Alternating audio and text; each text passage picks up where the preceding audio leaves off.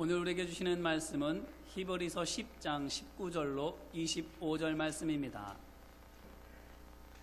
그러므로 형제들아, 우리가 예수의 피를 힘입어 성소에 들어갈 담력을 얻었나니 그 길은 우리를 위하여 휘장 가운데로 열어놓으신 새로운 살 길이요, 휘장은 곧 그의 육체니라. 또 하나님의 집 다스리는 큰 제사장이 계심에 우리가 마음의 뿌림을 받아 악한 양심으로부터 벗어나고 몸은 맑은 물로 씻음을 받았으니 참 마음과 온전한 믿음으로 하나님께 나아가자. 또 약속하신 이는 미쁘시니 우리가 믿는 도리의 소망을 움직이지 말며 굳게 잡고 서로 돌아보아 사랑과 선행을 격려하며 모이기를 패하는 어떤 사람들의 습관과 같이 하지 말고 오직 권하여 그날이 가까움을 볼수록 더욱 그리하자. 아멘. 오늘 본문은 유대인 성도들을 향한 권면의 말씀입니다. 이름에서 알 수 있는 바와 같이 히브리서는 이스라엘 자손을 가리키는 또 다른 이름인 히브리 사람들에게 보내는 서신입니다. 하지만 가만히 생각해 보면 구약 성경에서 이스라엘 자손을 히브리 사람들로 칭하는 것은 일반적인 일이 아닙니다. 말하자면 이스라엘 사람들은 특별한 경우가 아니면 그들 자신을 히브리 사람이라고 하지는 않는 것입니다. 그 이유는 히브리라는 이름의 유래와 뜻에서 알 수 있습니다. 히브리는 노예나 천한 사람을 뜻하는 하비루라고 하는 단어에서 갈라져 나온 말로서 건너오다라는 뜻을 가지고 있습니다. 그러므로 이 히브리 사람들이라고 하는 말은 광야를 건너온 노예들을 가리키는 말로서 가나안 땅과 그 주변에 살고 있는 이방 민족 사람들이 애굽을 나와 가나안 땅을 정복한 이스라엘 자손을 가리켜 부른 이름인 것입니다. 그러니 이방 사람들이 이스라엘 자손을 히브리라고 부를 때에는 비록 거기에는 무서운 광야에서 살아남아 가나안 땅의 주인까지 된 대단한 사람들이라고 하는 일종의 경외감도 약간은 들어있었겠지만 그럼에도 불구하고 이방 사람들이 이 이름을 존경한다는 좋은 의미로 부르지는 않았을 것이 너무나도 분명합니다.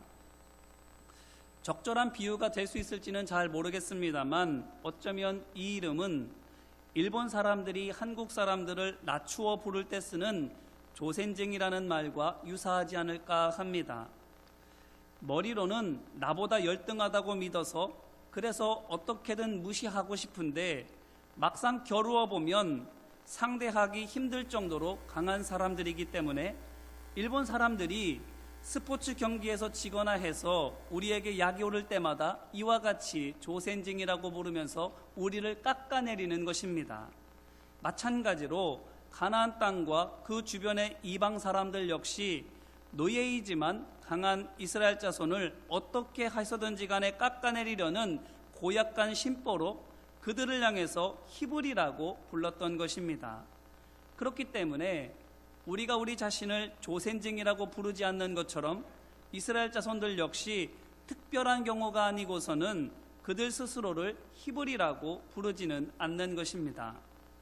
하지만 신약시대로 오게 되면 약간은 달라지게 되는데 사도행전 6장 1절 말씀을 보면 이렇게 말하고 있습니다.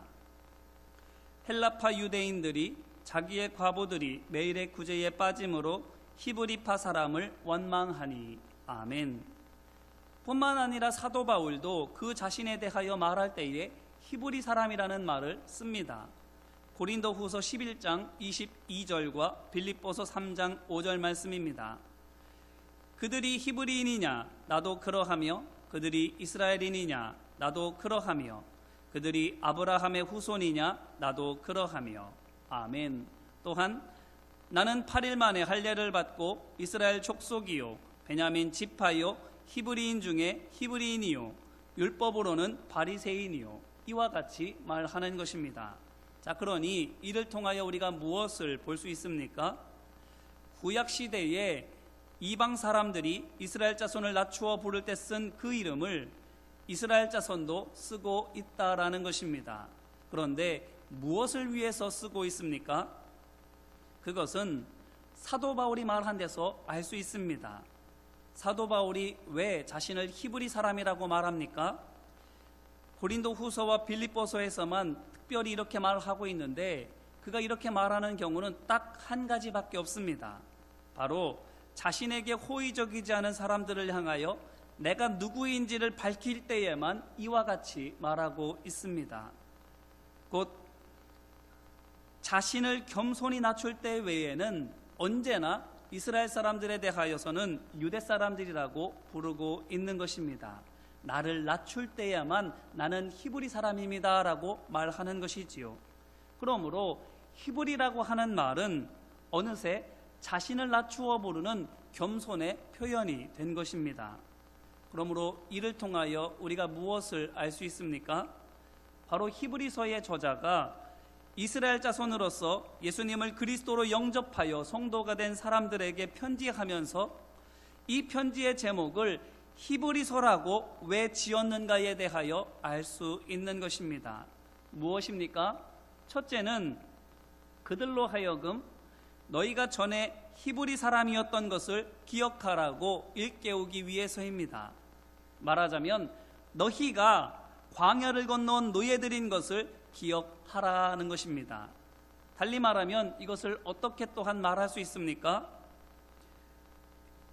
여러분이 전에는 노예 곧 죄인들이었지만 이제는 하나님의 은혜로 말미암아 광야 곧 십자가를 건너 생명의 땅으로 들어온 하나님의 자녀된 것을 기억하시기를 바랍니다 라는 말입니다. 그러므로 히브리서의 저자는 나는 구원받은 하나님의 자녀다라는 믿음이 약해져서 죄의 노예였던 옛 생활로 돌아가려고 하는 성도들에게 구원의 기쁨을 회복하라고 권면하기 위하여 히브리서를 써서 보내고 있는 것입니다.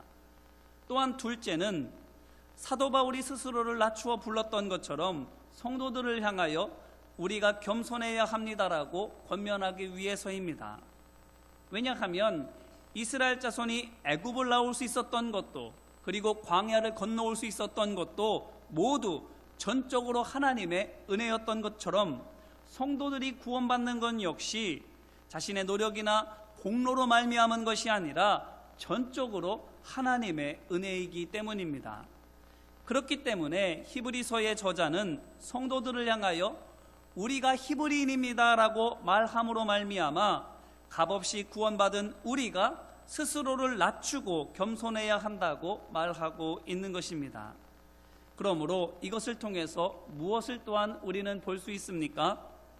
이 편지를 받아 읽고 있는 유대인 성도들이 어떠한 상황 가운데 있는지를 볼 수 있습니다. 어떤 상황이겠습니까? 바로 믿음의 위기와 사랑의 균열의 어려움을 겪고 있는 것입니다. 믿음은 날이 갈수록 약해지고 그러면서 서로에 대한 사랑도 식어져서는 사분오열하고 있는 것이지요. 이제 이 말씀으로 우리 자신을 돌아보기를 간절히 바랍니다. 우리는 어떻습니까? 날이 갈수록 믿음이 더욱더 강해지고 있습니까? 아니면 마치 비바람에 바위가 깎여져서 작아지게 되는 것처럼 세상의 풍파에 우리 믿음도 점점 작아지고 있습니까? 또한 날이 갈수록 사랑이 더욱더 끈끈하며 깊어지고 있습니까? 아니면 점점 느슨해지고 무뎌져 가고 있습니까?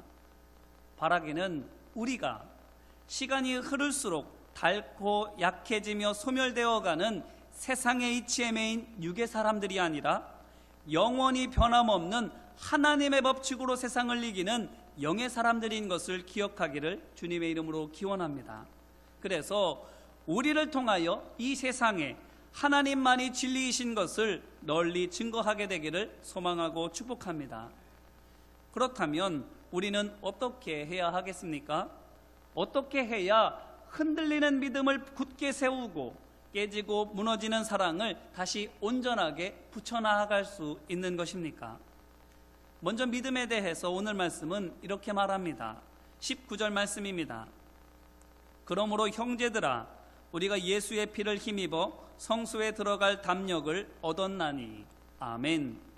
이 말씀인즉슨 예수님께서 우리 죄를 위하여 십자가에서 피 흘려 죽으심으로 말미암아 우리가 하나님을 만날 수 있게 되었다라는 것입니다. 이것을 20절은 또한 그 길은 우리를 위하여 휘장 가운데로 열어놓으신 새로운 살 길이요 휘장은 곧 그의 육체니라라는 말로 설명해 주고 있습니다. 이 말이 무슨 의미입니까? 성소를 가리고 있었던 휘장이 찢어져서 누구나 하나님께서 계신 지성소 안으로 들어갈 수 있게 된 것처럼 예수님의 몸이 찢기심으로 말미암아 우리 모두가 하나님께로 나아갈 길이 열렸다라는 것입니다. 예수님께서 모든 죄인에게서 죄라는 사슬을 풀어주셨고 또한 죽음이라는 감옥의 문도 열어놓으신 것입니다. 이것은 이 사실을 우리가 믿고 안 믿고의 영향을 받지 않습니다. 믿으면 열린 문으로 나와서 원하는 대로 자유롭게 갈 수 있지만 안 믿으면 죄의 사슬이 풀렸고 구원의 문이 열려 있음에도 불구하고 여전히 내가 사슬에 묶여 있고 감옥에 갇혀 있는 것으로 생각하고는 여전히 감방 안에 남아서 죄짐을 지고 고통스럽게 있다라는 이 두 가지 사실만 차이가 있을 뿐입니다. 믿으면 해방의 기쁨을 누릴 것이요 못 믿으면 해방되었음에도 불구하고 그 사실을 알지 못해서 여전히 죄 가운데에서 살아가게 되는 것입니다. 이 차이만 있는 겁니다. 그러므로 믿어야만 구원의 은혜를 누릴 수가 있는데 어떻게 해야만 믿을 수 있는 것입니까? 어떻게 해야만 믿고 하나님께로 우리가 나아갈 수 있는 것입니까? 21절로 22절 말씀입니다. 또 하나님의 집 다스리는 큰 제사장이 계심에 우리가 마음의 뿌림을 받아 악한 양심으로부터 벗어나고 몸은 맑은 물로 씻음을 받았으니 참 마음과 온전한 믿음으로 하나님께 나아가자. 아멘. 이 말씀인즉슨 예수님의 피가 우리 마음에 뿌려졌을 때에 우리 마음에서 악한 양심이 사라져서 참 마음이 되고 또한 생명의 물이신 예수님의 말씀이 우리의 몸을 덮을 때에 곧 우리가 예수님의 말씀대로 순종하며 따라갈 때에 우리의 믿음이 행함이 있는 믿음 곧 온전한 믿음이 된다라는 것입니다. 그리고 이와 같이 우리가 참 믿음과 온전한 믿음 안에 서게 될 때에 그제서야 우리는 하나님께로 온전히 나아갈 수가 있다라는 것입니다. 그러므로 어떻게 해야 하나님께로 나아가는 온전한 믿음이 될 수 있는 것입니까? 예수님의 십자가 공로를 믿고 진리이신 하나님 말씀에 순종해야 하는 것입니다.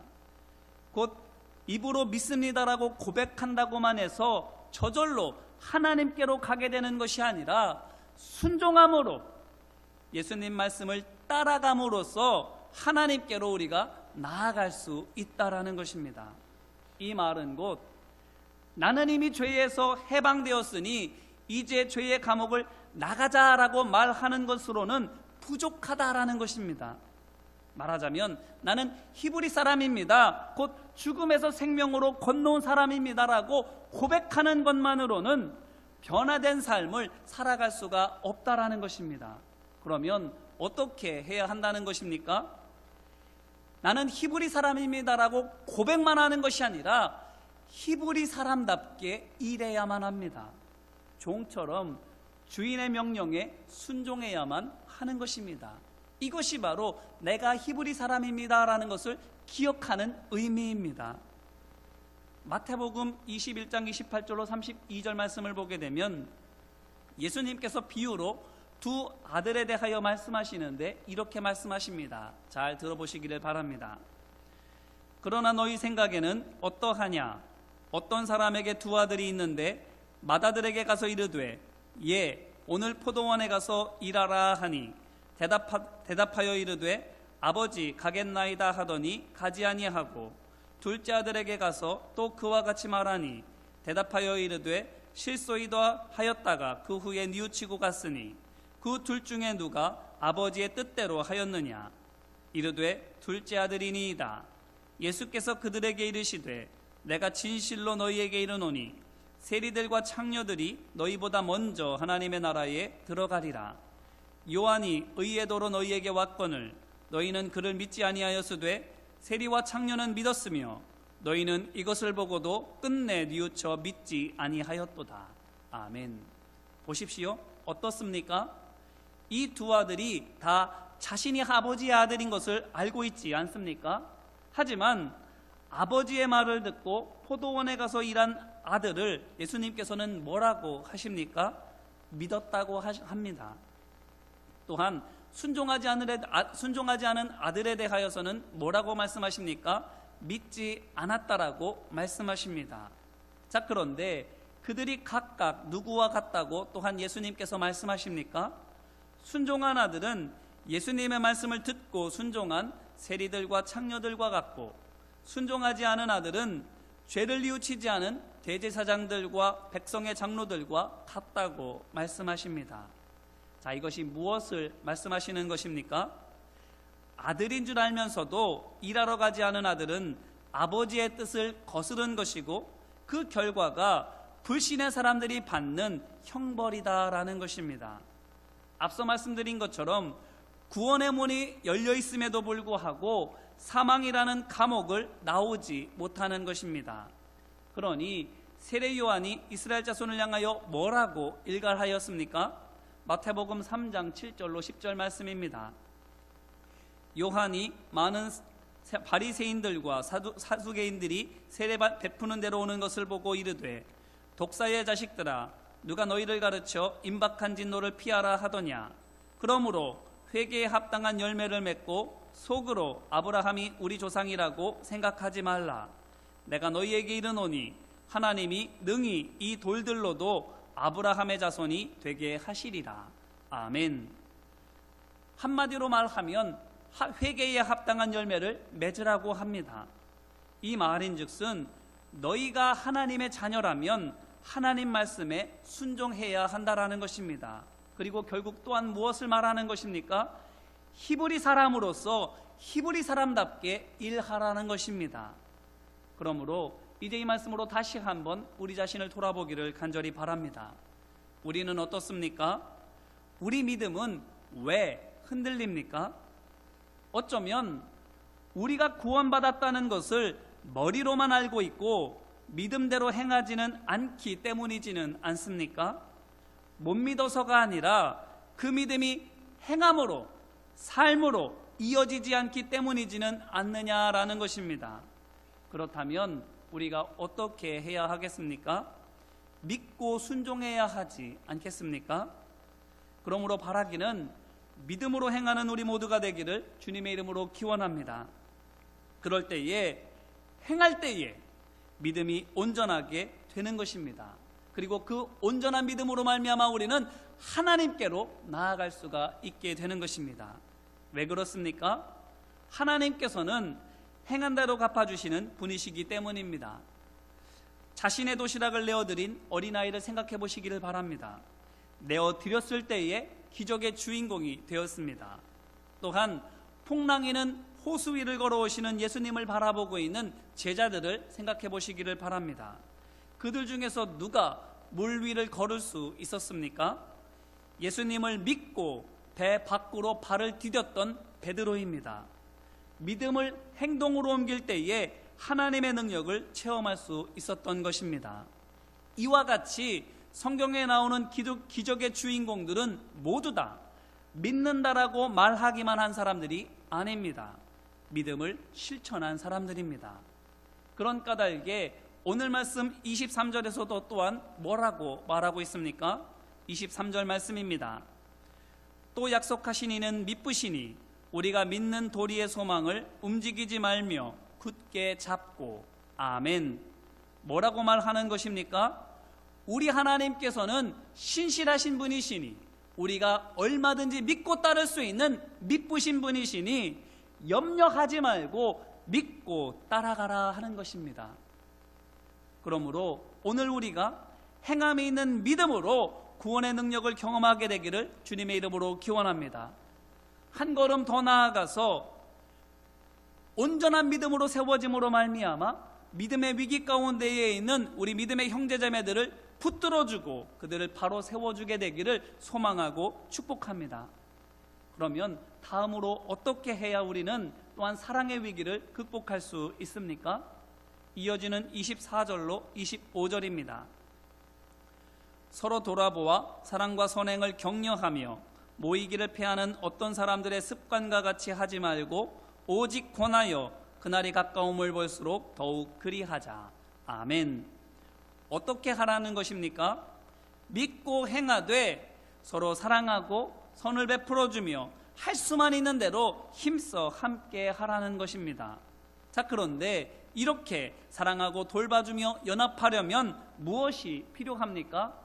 무엇이 우리로 하여금 하나 되게 하는 힘이 되어줍니까? 바로 겸손입니다. 그렇기 때문에 사도 바울은 에베소서 5장 21절에서 이렇게 말하는 것입니다. 그리스도를 경외함으로 피차 복종하라. 아멘. 이 말이 무슨 말입니까? 예수님께 순종하는 마음으로 서로를 향하여서도 복종하라는 것입니다. 다시 말하면 형제를 사랑하는 것이 바로 예수님을 사랑하는 증거가 되고, 형제에게 순복하는 것이 또한 예수님 말씀에 순복하는 증거가 된다라는 것입니다. 말로만 믿는다고, 말로만 사랑한다고 해서 믿고 사랑하는 것이 아니라 그 믿음과 사랑은 형제들에 대한 사랑과 섬김으로 증거가 되어야 한다라는 것입니다. 그렇기 때문에 사도 요한도 요한일서 4장 20절로 21절에서 말하기를 누구든지 하나님을 사랑하노라 하고 그 형제를 미워하면 이는 거짓말하는 자니 보는 바 그 형제를 사랑하지 아니하는 자는 보지 못하는 바 하나님을 사랑할 수 없느니라. 우리가 이 계명을 주께 받았나니 하나님을 사랑하는 자는 또한 그 형제를 사랑할지니라라고 권면하는 것입니다. 자, 그런데 오늘 말씀 24절로 25절 말씀을 가만히 들여다보면 이 말씀이 어떻습니까? 그저 사랑하고 돌보고 섬기라 하는 말이 아닌 것을 알 수 있습니다. 그러면 무엇입니까?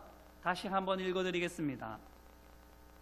서로 돌아보아 사랑과 선행을 격려하며 모이기를 피하는 어떤 사람들의 습관과 같이 하지 말고 오직 권하여 그날이 가까움을 볼수록 더욱 그리하자.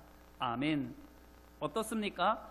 우리로 하여금 그냥 그렇게 하라 이 말로만 그치는 것이 아니라 서로 격려하라고 말하고 있습니다.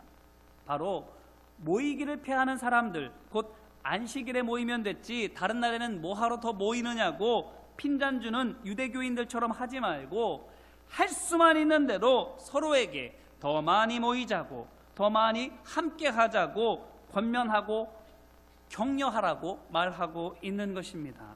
우리 더 자주 만납시다. 우리 더 많이 하나님의 일을 함께 해나갑시다라고 서로 이야기하라는 것입니다.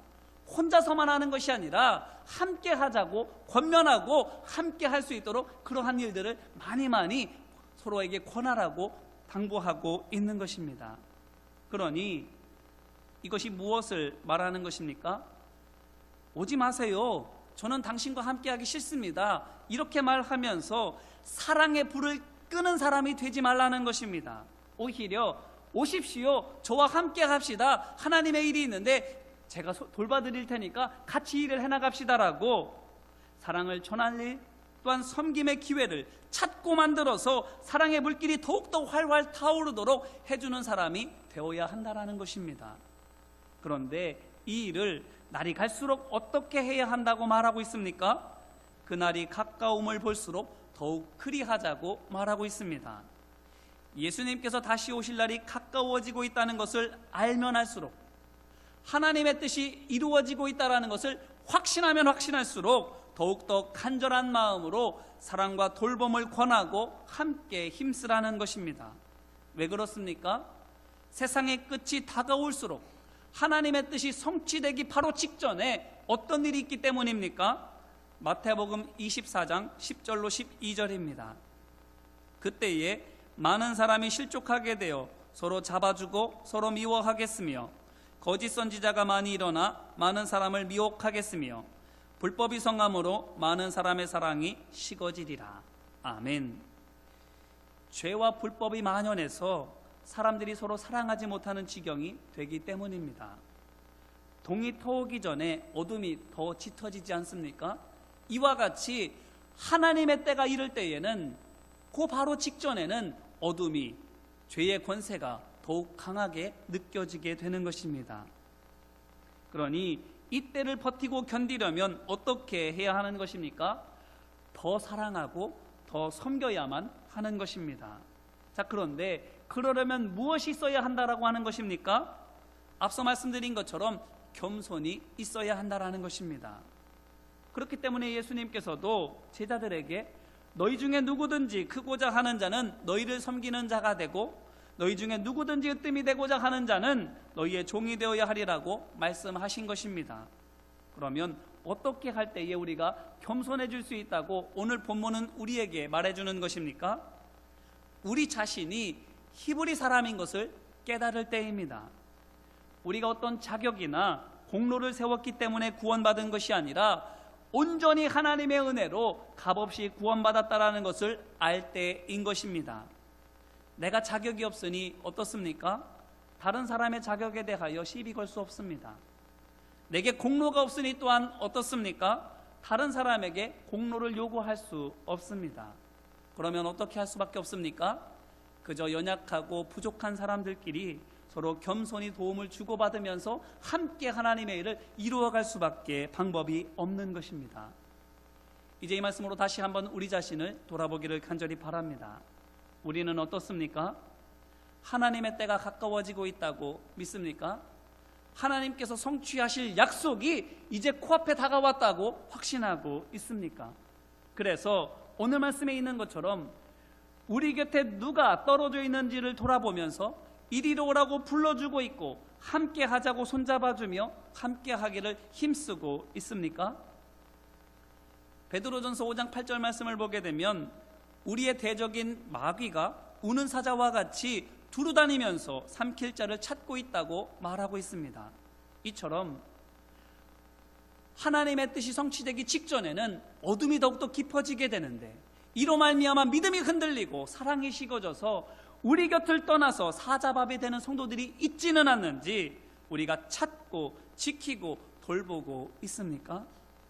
바라기는 기회가 되는 대로 함께 하자고 권하고 겸손히 사랑으로 돌보는 우리 모두가 되기를 주님의 이름으로 기원합니다. 그래서 사랑으로 위기를 이기는 우리 모두가 되기를 소망하고 축복합니다. 그러므로 오늘 말씀을 통해서 우리가 무엇을 알 수 있습니까? 히브리 사람인 것을 기억하라는 것입니다. 믿기만 하는 것이 아니라 히브리 사람처럼 종처럼 섬기라는 것이고, 내가 히브리 사람인 것을 알아서 다른 사람을 낮추고 나를 높이는 것이 아니라 나를 낮추고 다른 사람을 높이며 사랑으로 섬기고 돌보라 하는 것입니다. 어떻게, 언제요? 그날이 가까움을 볼수록 하나님의 뜻이 이루어져 가면 갈수록 우리가 더욱더 믿음으로 순종하고 사랑으로 섬겨야 한다고 말하고 있는 것입니다. 하나님의 뜻이 이제 곧 앞에 있지 않습니까? 그렇기 때문에 우리가 더욱더 절망감을 느끼며 때로는 하나님의 뜻이 도대체 언제 이루어지느냐고 낙담까지 하게 되는 것 아닙니까? 이와 같이 사단은 하나님의 뜻이 이루어지기 바로 직전에 더욱더 기승을 부리게 되는 것입니다. 그런데 그때에 우리가 어떻게 해야 한다고요? 머리로만 믿는 것이 아니라 순종해야 하는 것입니다. 나를 낮추고 사랑으로 섬기며 돌보아야만 하는 것입니다. 더욱더 그래야만 하는 것입니다. 그럴 때에 하나님의 뜻이 온전히 이루어지는 그날 구원의 역사가, 하나님의 놀라운 상급이 우리 가운데에 있게 되는 줄로 믿습니다.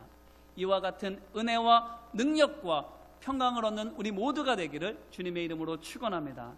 이제 말씀을 붙들고 함께 기도하기를 원합니다. 먼저는 회개하며 함께 기도하기를 원합니다. 눈을 감고 가만히 생각해 보시기를 바랍니다. 믿음이 흔들리고 사랑이 식어지고 있지는 않습니까?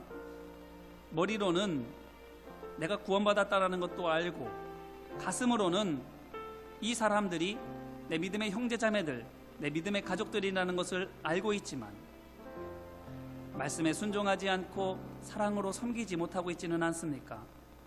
무관심하고 책임을 회피하며 서로 돌보고 권면하고 있지 않지는 않습니까? 이 시간 먼저 회개하며 기도할 때에 주님, 믿음 없는 것을 불쌍히 여겨 주옵소서, 사랑이 식어지는 것을 불쌍히 여겨 주옵소서, 함께 간구하며 기도하겠습니다. 은혜와 사랑 많으신 아버지 하나님, 유대인 성도들이 환난과 어려움으로 말미암아 믿음이 흔들리고 그러는 가운데 서로에 대한 사랑이 식어져서는 4분 오열되고 있습니다. 이와 같은 모습을 바라보며 히브리서의 저자가 안타까운 심정으로 너희들이 히브리 사람들인 것을 기억하라고 권면하고 있습니다. 너희의 구원은 하나님의 은혜로 된 것이니 겸손히 서로를 섬기라고 권면하고 있습니다. 뿐만 아니라 너희는 히브리 사람들 곧 종이니 주인 행세하지 말고 종이 되어 하나님 말씀에 순종하라고 권면하고 있습니다.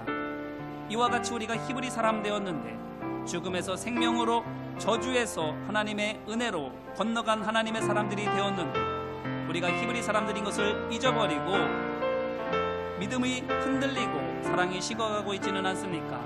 말씀에 순종하지 못하고 사랑으로 겸손히 봉사하고 있지 못하지는 않습니까?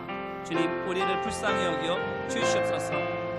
우리의 마음을 붙들어 주시옵시고 우리의 생각을 이끌어 주셔서 우리가 히브리 사람인 것을 알도록 주님 역사하여 주옵소서. 지금까지 믿음으로 행하지 못한 것들을 불쌍히 여겨 주시옵시고 사랑으로 섬기며 돌보지 못한 것, 함께 하자고 권면하지 못한 것 주님 불쌍히 여겨 주셔서 함께 하기를 사모하는, 또한 함께 하자고 이끌어주는 믿음의 종된 우리 모두가 될 수 있도록 아버지 하나님 함께 하여 주옵소서. 또한 이 시간 간구하며 기도할 때에 주님 위기를 이기는 담대한 믿음을 주옵소서. 하나님 말씀을 믿고 행할 수 있는 용기를 주시고 겸손과 사랑을 허락하여 주셔서 아낌없이 섬기게 하여 주시옵소서라고 이 시간 간구하며 함께 기도하겠습니다. 은혜와 사랑 많으신 아버지 하나님, 믿음의 위기 앞에서 믿음을 구합니다. 사랑의 균열 속에서 겸손을 구합니다. 아버지 하나님, 우리 마음에 담대한 믿음을 허락하여 주시고 예수 그리스도의 십자가 사랑을 허락하여 주셔서 믿음으로 온전하게 행하게 하시고 그 행함으로 말미암아 우리도 살고 다른 이들도 아름다운 믿음의 길로 인도하여 나갈 수 있도록 진리로 하나님께로 인도할 수 있도록 아버지 하나님 역사하여 주옵소서.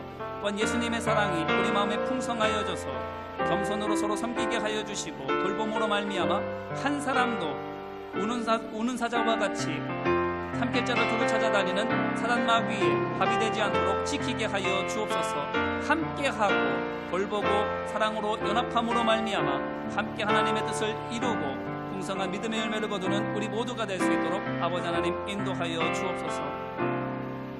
또한 이 시간 마지막으로 결단하며 기도할 때에 주님, 제가 히브리 사람이 되겠습니다라고 결단하기를 원합니다.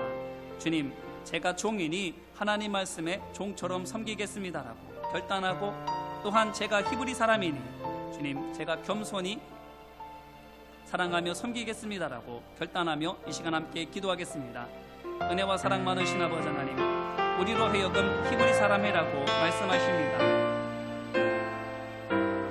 머리로만 믿고 있는 것이 아니라 가슴으로만 느끼는 것이 아니라 손과 발로 삶으로 행하게 하여 주옵소서. 그래서 온전한 믿음이 되어 우리도 살고 다른 이들도 진리의 길로 인도할 수 있는 우리 모두가 되게 하여 주옵소서. 흔들리는 믿음이 온전한 믿음으로 말미암아 다잡아지며 또한 우리의 온전한 믿음으로 말미암아 흔들리고 있는 믿음의 백성들도 또한 굳건하게 세워져서 북극성과도 같이 많은 사람들에게 믿음의 이정표가 되게 하여 주옵소서. 뿐만 아니라 우리가 값없이 구원받는 것을 깨달아 아무것도 내세우지 않고 종으로서 겸손하게 섬기게 하여 주옵소서.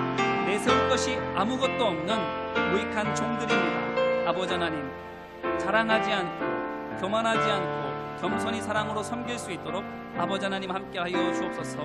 섬김의 왕으로 오신 예수님을 본받아 우리도 끝까지 사랑으로 섬기게 하여 주옵시고, 그래서 사랑의 위기를 겪고 있는 많은 가정들, 성도들의 삶 가운데에 하나님의 평강과 하나됨의 은총이 있게 하여 주옵소서. 우리로 말미암아 믿음의 위기와 사랑의 위기를 겪고 있는 하나님의 백성들이 다시금 일어서게 하여 주시고 회복되게 하시고 부흥의 역사를 맛볼 수 있도록 인도하여 주옵소서.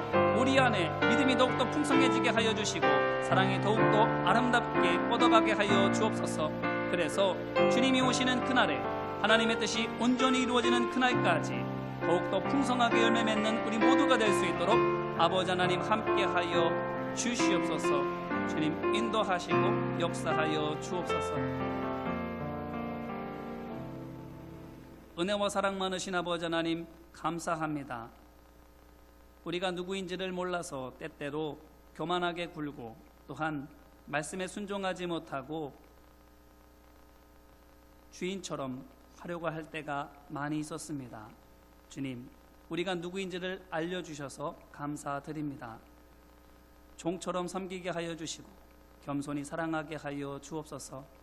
그래서 믿음과 사랑의 위기 가운데에 있는 성도들을 사랑으로 붙들어주고 믿음으로 굳건하게 세워주며 하나님의 뜻을 함께 이루어갈 수 있도록 도와주옵소서. 하나님의 뜻이 이루어지는 날이 가까워지면 가까워질수록 사단의 권세는 더욱 기승을 부립니다. 그래서 우리로 하여금 그것만 바라보면 흔들리고 넘어지게 만듭니다. 하지만 그럴 때일수록 더욱더 믿음을 붙잡아 힘써 행하게 하여 주옵시고 사랑으로 더 힘써 겸손하게 서로를 위하여 섬기게 하여 주옵소서.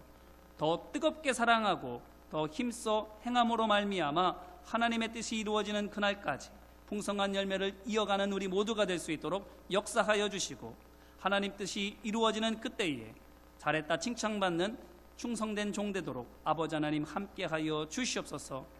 도우시고 인도하심을 믿고 간절히 구하며 은혜와 사랑 많으신 예수님 이름으로 기도합니다. 아멘.